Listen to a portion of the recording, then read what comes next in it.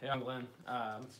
Whether you're watching this live or come across it later, I'm going to push out some information via email. Honestly, I'm going over my bills and things right now, and that's what got me thinking about it. I want to make sure that some of the information we've got out there is available to everybody, and I know there's a few people who follow these videos and get their information this way. If you happen to pop up, I think I enabled the chat properly, so if you happen to pop up live and you have a question here, I will try my best to answer it. I wanted to go over a couple of reminders. First of all, it's what is today?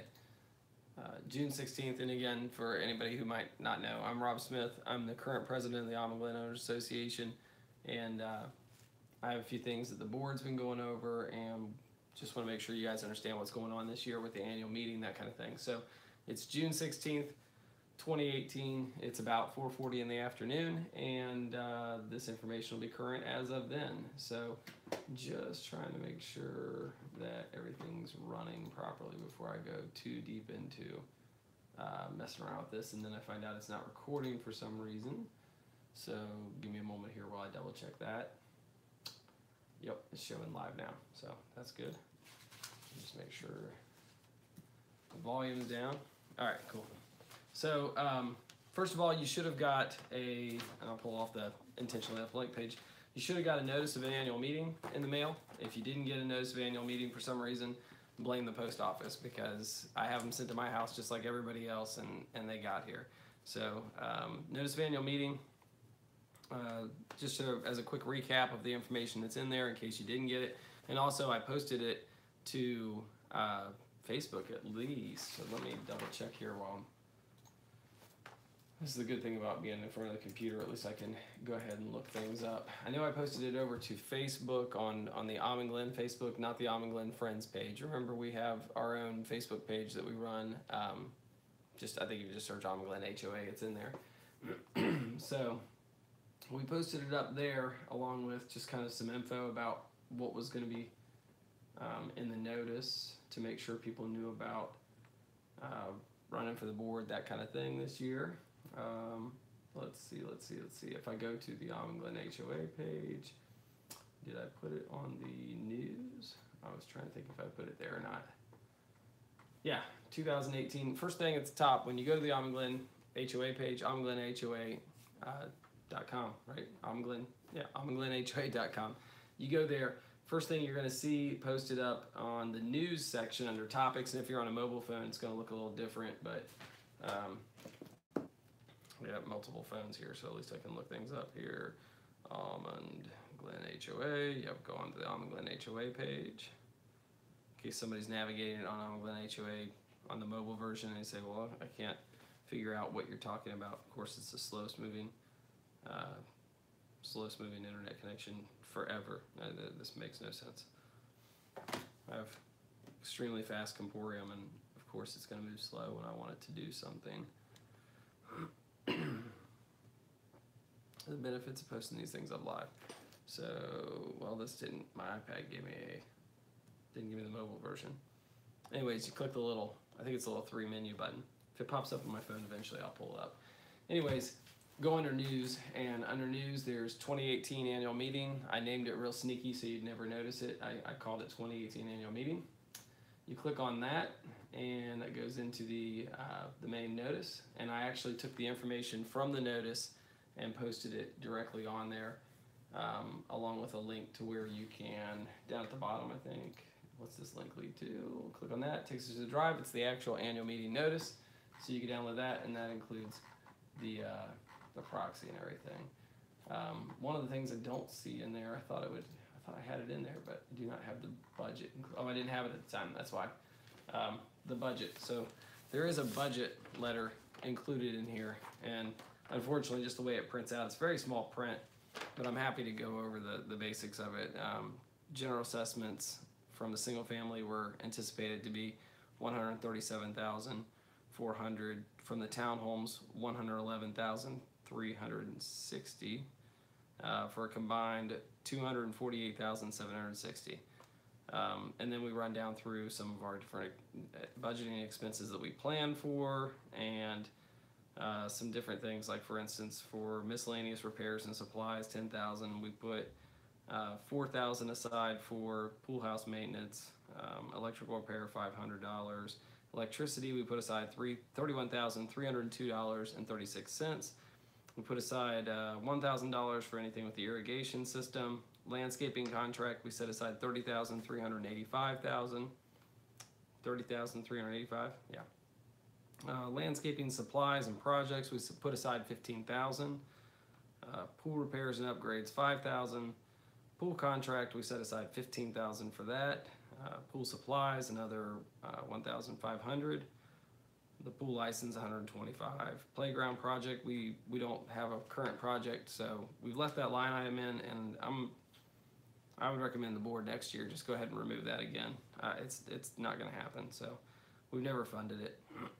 Trash removal, $6,550. Now we're going to be off on that, I would expect, because we've done some things with the trash removal service over the townhomes, but I've gone from non-stop weekly complaints, legitimate complaints too, nothing I'm mad at anybody for reaching out to me, but legitimate complaints on the trash, to occasional complaints now, and most of the time those complaints now are some sort of user error, somebody putting things into a recycling bin when we've told them the recycling bin's for recycling, and you have to be careful about what you put in there, because the trash service guys are getting charged and fined a big fine if they dump something that's not supposed to be in the recycling. So they're looking and inspecting the trash bins before they take or the recycling bins before they take them. But it's been mostly user error over there with that. Water and sewer, $8,000. Then we've got some administrative expenses that we run down through, and Sydney goes over this every year when this is like I said, this is the breakout budget, just for anybody who missed the budget meeting, didn't know what we were doing this year. Sydney goes over kind of an overall, these are what the expenses really look like. This is how we are health-wise. This is how much money we put aside in the reserves. This is how much money we've spent, and we're off track or on track with our budget, that kind of thing. So that's included in there for just the basic budget, so you can go, what kind of money are we setting aside for what? Landscaping, we have been trying to set up a meeting, and we finally got it set with a couple of the board members and a couple of the guys from the landscaping company, US Lawns, and Ellie, who's going to be, she lives here in the neighborhood, she's going to be taking it over, and Ellie is great. She's got the right qualifications, the right background, and I really like her attitude, so I'm excited about working with her on landscaping projects. We had Bridgda, and when Bridgda got involved, we saw the landscaping really go up because it was her core focus, and it was a passion of hers. So I've really been looking for somebody who would have that same kind of interest and passion, and in Ellie's case, we even got the fact that she has a little background in working with working with landscaping companies. So I think that's going to be a huge benefit to the neighborhood because she knows what she's doing with it. She's going to be taking over that, which means she'll have control over what kind of landscaping projects we do in the neighborhood, and we're going to meet to kind of talk about where her budget is for that, what she can do. Now, of course, we've got an annual meeting coming up, and a new board could get elected in. If a new board gets elected in, they could choose not to use Ellie, but I think that would be a huge mistake, and I would imagine that would be crazy. They wouldn't do that. Nobody wants to take on landscaping as it is, and when we finally find somebody, why would anybody want to get rid of anybody on that? So as far as the annual meeting, July 9th, 2018 at 6:30 p.m., that'll be the annual meeting. Now, what we're going to do this year is we're going to have a 6 o'clock meeting from 6 to 6:30 for the board of directors. I know I've had a lot of people say that it's really hard for them to make these 6 p.m. time frame, and I get it because I work until 5 p.m. on most days unless something comes up. So I have to, every 2 months when these meetings come up, I have to really schedule into my day and look and go, okay, that's the day of the meeting, and I make time for it and I make it an important thing. So I get it that it's hard to make these meetings, but if there's one meeting this year that you make it to, one meeting that you get involved with, one meeting that you tune in, because I'll broadcast it live again, one meeting that you tune in for, I would really, really recommend you make that meeting. July 9th, 2018, It's the second Monday of every month is when we've got them set, or every other month is what we've got them set up for. That was at a request of people who said they would come to the meetings, but they can't make the meetings because we don't do them scheduled on a regular basis. They can't plan for them. So the board has all sacrificed their schedules to set up the regularly scheduled meetings, and to make it a little easier for people to get in there and be able to vote this year and be a part of the annual meeting, we are going to have 6 p.m. to 6:30 a board meeting. That'll be final business that this board needs to take care of. We'll also have, okay, so beginning at 6:30, we'll have the annual meeting, which that is going to mostly consist of, we'll gather up and collect the proxies. We'll do a state of the community report. So Sydney will have 10-15 minutes that he'll run through. This is where the budget is, maybe answer a few budget related questions.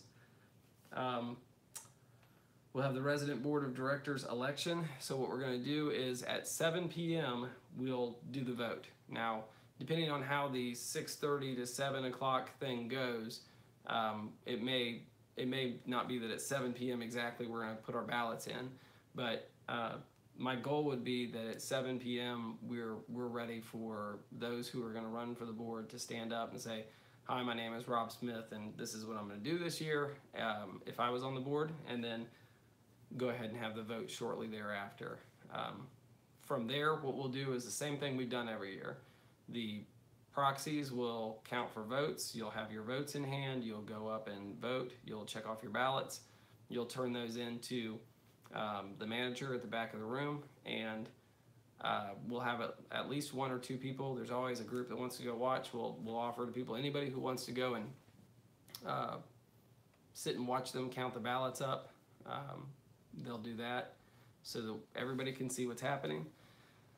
Then the manager will give me the list, and I'll read off, "Hey, here's the people who got your top 5 people who were picked," and then we'll have 5 new board members.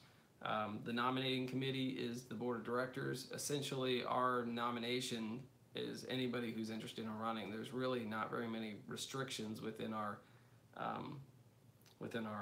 bylaws. So the board of directors will just go ahead and serve. The current board of directors will serve as the nominating committee as they have in the past. Everything should be wrapped up and done no later than 8 p.m. I can't imagine. So if for some reason you don't think you're going to be able to make it, if you're like, well, I can't make it until 7:30, I would go ahead and get your proxy in to somebody you can count on to vote for you, and then, as you're coming there, maybe you can call and listen on the phone or something like that. And if you make it in time, you could go ahead and have your vote. But I don't think it'll be done. So immediately after that meeting, though, the new board of directors is going to meet for the simple purpose of voting for the officers, because the neighborhood selects your 5 board of directors, your 5 members of the board of directors, and then we'll have the officers. We need a president, a vice president, a secretary, and a treasurer. So the 5 new board members will then sit down in a quick meeting, and hopefully they can quickly hash out who the officers will be, and then after that's done, they will decide on some committee stuff. So what committees do we need, or are the board members going to take care of committees? So that's pretty much it for that. Revocable proxy. You would have got a revocable proxy sent to you in the mail along with this packet, and a nomination form for those who want to run for the board of directors. So you can send in this nomination form and get your name on the list, or you can email the board of directors like we've done every year, or message me. It doesn't really matter. If you just give me your name, and I'll put you on the website and put any information you want. I would like to be able to put everybody who's running for the board, I'd like to be able to put you on the nomination page so that people can go on there and see who's running this year and know before the meeting. I think it's better that way. Plus then we can have the ballots all made up and ready to go.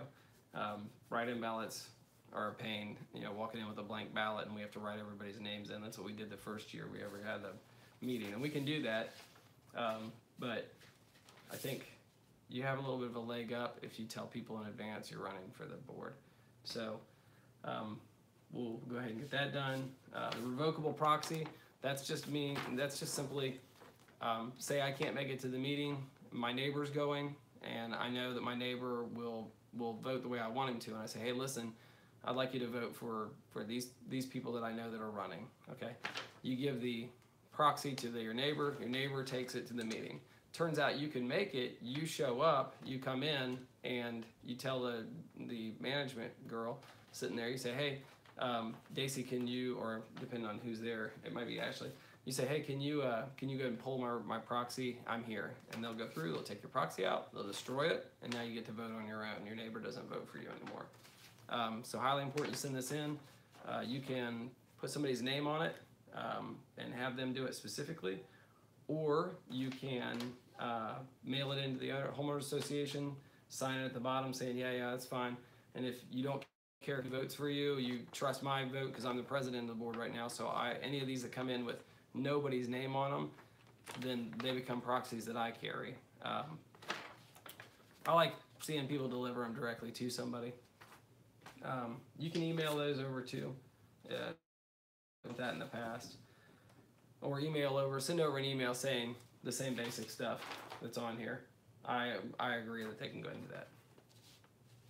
Nomination form, I think, did I already mention this? You want to nominate somebody for the board, you can mail it in, or you can, I think I said that, you can email them. You can also nominate other people in the community. If there's somebody in the community that you really think should run for the board, you can nominate them. They don't have to accept the nomination, obviously, but you can go ahead and nominate somebody else if you'd like to push them a little bit, kind of give them a little nudge, say, hey, get out there and you can do this. I'm going to encourage everybody, again, like I do every year, to consider running for the board of directors. There's a lot of things that go on throughout the year that make a lot of people, I'm sure, shy away because they say, I don't want the drama that goes along with it. But ultimately, there's no better way to ensure that things are going to get done the way you want them done in the community than to serve on the board of directors. The board has all the authority to make the decisions, and it's a huge position of trust. So if you're not going to run, at least make sure you're voting for somebody that you trust the way they are going to run the community. You see their vision and you think, that's what I want. So that's important to do. Make sure you get that done. Please participate as best you can. If you can't make it, we completely understand, but please send in your proxy. If we don't have enough proxies or enough people, a combination thereof, in attendance, we can't even have the meeting, which means the same board is stuck for a little longer while we try to get another meeting set up, and we have to continue to have meeting after meeting to get that done, and that would be unfortunate. So I'm sure some people will be out collecting proxies. I'll be collecting proxies, and we'll go from there. Right now, I know that Virginia Pugh, I, and Sydney and I, the three of us from the board are still running. I haven't had a chance to check in with Eric Barnes yet, but I hope that he'll still run again this year, and Tanya Agaris, I hope that she'll run again. But I don't know everybody's commitment to this point or what they've got going on. It's been a pleasure to have Eric this year. He's new to the board, but he's been willing to get in there and get some things done. It's been great having Tanya as a part of it. She gave a different perspective on things, being new to the board. But having plenty of life experience to help us out. Sydney, as usual, been really happy to have him continue to be with the board, and I say it every year that he's the one person you need because he keeps the money right. And then the same thing for Virginia. Excellent having her on board. Erin Hester served as our social committee chairman this year. She put on a couple events for us and organized a budget with that. We really appreciated her help with that. And just trying to think who else I've had. Frankie, she went out and took care of the pool this year. She added some implements up there. We're going to ask her to return, and hopefully she'll stay on. And then Ellie, like I said, coming on board for committees this year. That's going to be great. I hope that the new board will pick her up. If I'm not a part of it, I really hope that they're listening to this later and they go, yeah, that's a good idea. Can't think of anything else that I want to go over, and I'm coming up on 20 minutes, so that's plenty, but dues need to be in. If you watch this far into the video and it's before July 1st, please make sure you get your dues in. My Almond Glen HOA account or Almond Glen website never came up on my phone. Oh, look, it came up at the end. So for anybody who's trying to figure out the mobile site, let's see if we can get this to focus. Well, no, we're not going to now. Well, anyways, maybe if I hold it at the right angle. If you look right up on the blue bar here that goes across, there's a little menu button. You tab that, and that gives you all your options. So there, I accomplished everything I was going for in the video, and it's 20 minutes. Thanks for taking the time to watch the video. Take care.